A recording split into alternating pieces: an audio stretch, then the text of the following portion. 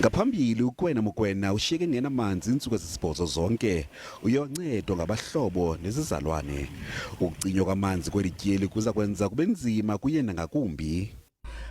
As you can see here, I'm having 225 liters. We are begging on daily basis to friends and colleagues to give us some water. The 25 liter is for toilets. The other one is for cooking. It's bad. Abanye abahlali bathi le ngxaki yenza ubomi babo nzima. It is a very unfortunate situation that we are again with the municipality and the water shutdown. So I don't know if there's any answers and if the municipality will solve this problem for the near future. But I urge the people to be prepared and not go according to the dates that was mentioned. Kodwa amashishini ajonge ukwenza ingeniso ngale ngxaki yamanzi. Well, our sales do go up with this water cut. It's unfortunately it's an inconvenience to Kimberley, but for us, we make sure it's not just about income for us, but we make sure we serve the community with enough water as we can.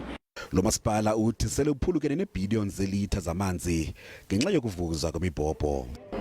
There's severe water leakage from Bayavutha to Kimberley, and we're working on eight lines actually, but we're working on a major 3 pipelines. We're losing billions of kiloliters on the water losses. Lo masipala khange ubhengeze ukuba amanzi aza kubuyiselwa nini, kodwa ubhengezile amatanki aza kujikeleza kuzo zonke iingingqi lo masipala.